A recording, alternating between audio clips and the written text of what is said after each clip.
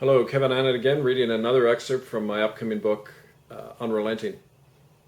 This one is entitled Finding Their Voice, and it really provides a bit of the background to what led to the excavation at the Brantford Residential School and all of my work with residential school survivors. It's the worst kind of place at first glance, a never-ceasing mass of desperate people shoving and yelling and dealing anything they can, starting with themselves. Their ragged mob occupies a half-dozen blocks in Vancouver's downtown east side, which is a sort of no-go zone for everybody else.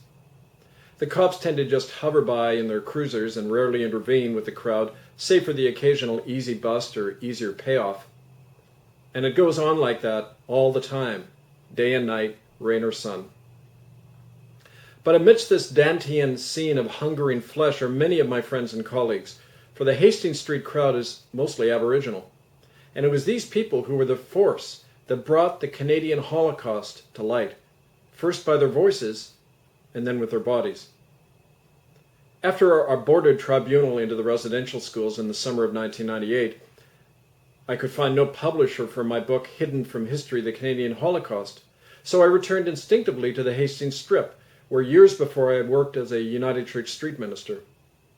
The word had already started circulating about me in Indian country, as the white man who'd been trashed by his own church for letting in the riffraff. But besides a welcoming on those streets, I received something more around the spring of 2001, something even better, and that was a permanent loudspeaker.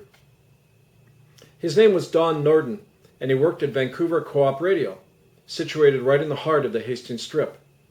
Don knew about me, and a phone call from him one day offered me a spot on the air. Naturally, we called the program Hidden from History. It lasted 9 years before being axed, but in that time it caused miracles to happen. I had self-published my book on the residential school crimes by then, and at first I simply read much of its content about the atrocities over the air of our 1 hour-long program. As with anything that hits a nerve, my effort was met with a shocked silence at first, but then the phone calls began. Comments like, "All that you say, it's true. It happened to me. There's so many of my friends buried behind the old school in Kamloops.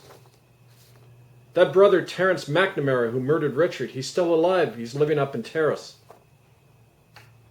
Soon our program became more than a forum for these voices and many Aboriginal eyewitnesses, people who thronged the local neighborhood. Hidden from History began to actually become a lever for change, mobilizing the survivors in protests and eventual church occupations in downtown Vancouver. But all that took years to generate.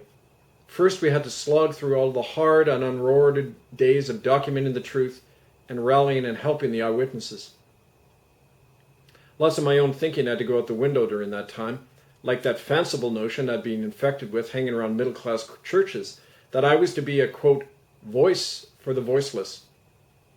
I used to talk like that over the airwaves of Hidden from History until the day I was slapped down hard by my new acquaintance named Billy Kums. Billy was a Shuswap Indian, a drunk, and an ex-con who killed 2 men and possibly even a child. He had also survived the Kamloops and Mission Catholic Indian schools as a young boy after being sodomized and stretched on a rack, and after having seen children murdered right in front of him. Billy showed up one day at Co-op Radio like most of the witnesses did, unannounced and ruined. He had heard about my standing offer of free airtime for anyone who had a residential school story to tell, another one of my illusions back then being that hearing from the victims would start to fix things. But Billy didn't fit the mold. I've always hated alcohol and what it does to people, especially to brown people with their chemical intolerance of it. But Billy could only tell what he knew when he was absolutely tanked, and so I left the mic on as his tirades began. It was all horribly articulate, drunkenness notwithstanding. The very first time he was on our program, Billy ended up naming the priest who tortured his friends and choked his brother to death and got him to dig the graves of his murdered fellow students. And much later, his description of Queen Elizabeth Windsor's abduction of 10 never-to-be-seen-again fellow students in October 1964 was a showstopper. On that day, the moment that Billy began discussing the incident, my technical operator started making slashing motions across his throat and kept, the more that Billy began to speak, perhaps fearful that the Mounties would come crashing through the door at any moment.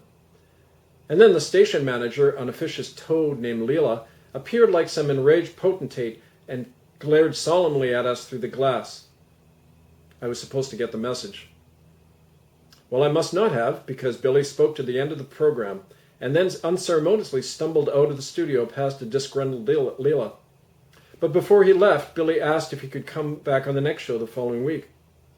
Sure, I agreed, feeling extremely proud of myself as I continued, I see my role as being a voice for the voiceless. Billy just stared at me like I'd just pissed all over him. Who needs that? I've got my own voice, he said.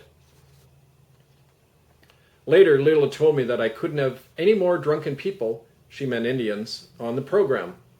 It violated some policy somewhere, according to the woman, who in truth was worried about her government and corporate funding, as she eventually admitted. So I started bringing Billy into the studio only when he was perfectly sober and recording his real voice when he was drunk, in his hotel room or on a park bench, and then playing the interview on the air. Leela and her backers were not amused. Well, back then I was entirely alone, a lot like I am now, except in those years nobody, and I mean nobody, was even using the words genocide and deaths in relation to the Indian residential schools. Then, like now, my supporters came and went like cottonwood pollen on the breeze, especially if they were white people. And the Indians who got on board with our campaign often didn't live very long. Billy Kums wasn't killed for another 5 years after we met, which beat the odds.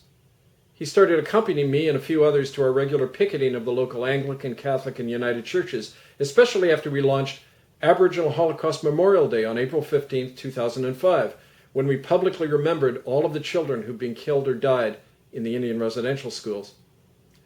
I have one especially dear photo of Billy holding up a placard and smiling unafraid and ironically at a Vancouver cop on horseback who was trying to push our protest away from the front door of the Anglican Cathedral in downtown Vancouver. The unexplainable thing about Billy is that he never stopped finding his voice, even as his life crumbled to pieces. The same couldn't be said of me. As the years passed, I spoke as one seemingly ever more clear and determined, but only at a public level, on public matters. My inner speech was mute. It felt gagged by something that grew tighter the longer I lived. I could not give voice to my own pain and my own heart. It seemed elsewhere. I thought for a long time that this inner silence was because of all that I had suffered, especially the loss of my own children. My guts had been ripped out, and I was struck dumb by the thing that I have no word for, not even now. Call it the abomination that had torn my life apart and continues to, and had killed so many children. I remained shocked into a constant muteness by the horror of realizing that this is the way of things. I could not speak of what really mattered, and mostly I still can't. Of course, as the medieval mystic Meister Eckhart once said, there is nothing so like God as silence. For I will never have the words to capture the memory of the tiny snowflake that rested on my infant daughter Claire's nose one morning as she delicately held her tiny breath of amazement, and of her giggled delight as the prairie night remained utterly still around us. But if those kind of sacred memories are unspeakable, so too is the profane. We are caught in a chaos of noise between two immensities of silence, of light and darkness, of good and evil, and we cannot speak of either of them. We can only reflect them. The truth was that I had become inwardly crippled during my wars, beyond repair or solace, and naturally, being me, I pushed away such incapacity and sublimated it into a warrior stance that has stamped a new personality on me. I fought that much harder in the world the more I felt my own soul receding. And while this fooled many people, my own young daughters saw past it with their own hearts.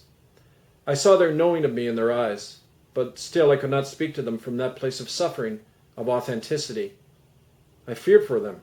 I feared what would happen to us if I spoke that voice. Perhaps that's why I gloried when other sufferers would find their own terrible, secret words on the airwaves of our Hidden from History program, even as I knew myself incapable of grasping that same microphone and saying to the world, that I too was one of the butchered and the betrayed.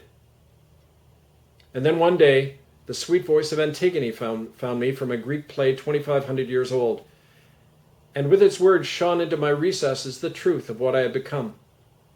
For I have died, but that has equipped me to help the dead. Thank you.